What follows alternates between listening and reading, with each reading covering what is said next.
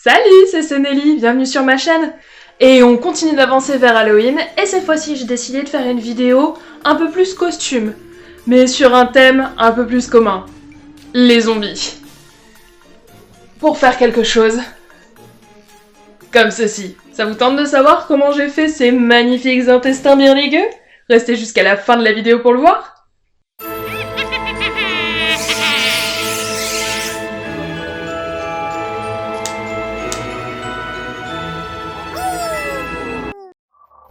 Vous aurez besoin de collants, de coton et de peinture, notamment de la peinture rouge. On va commencer avec les collants. Vous allez remplir vos collants avec du coton pour former un gros boudin.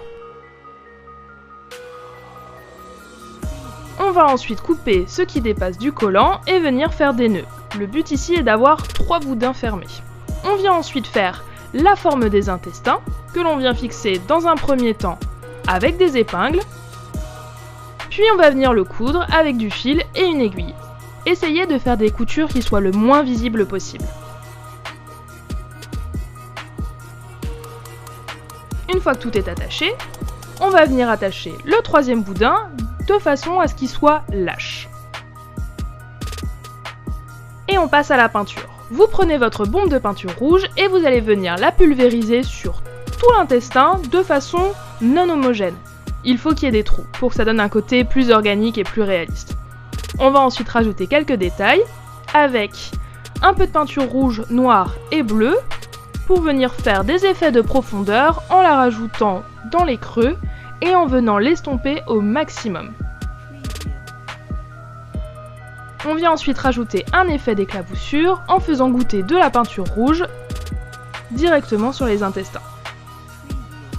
Pour ce qui est de la fixation, on va venir placer notre intestin là où on le veut, puis avec un mètre ruban, on mesure notre tour de taille pour venir découper un morceau d'élastique à la bonne longueur. On vient fixer cet élastique. Et maintenant, on va pouvoir passer au t-shirt. Donc, placez votre t-shirt par-dessus votre intestin et on va venir découper au milieu pour les laisser dépasser. Essayez de donner un effet déchiré au t-shirt. On va passer maintenant aux détails. Donc pour cela, on va prendre un peu de peinture rouge et un peu de peinture noire pour venir faire un rouge foncé. Et on va étaler cette couleur sur tous les pourtours des déchirures.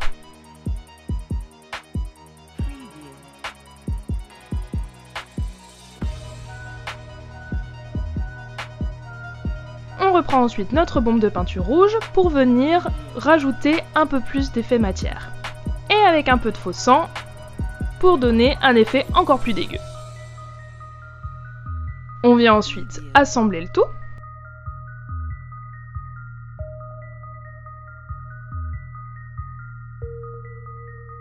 Et voilà le résultat final.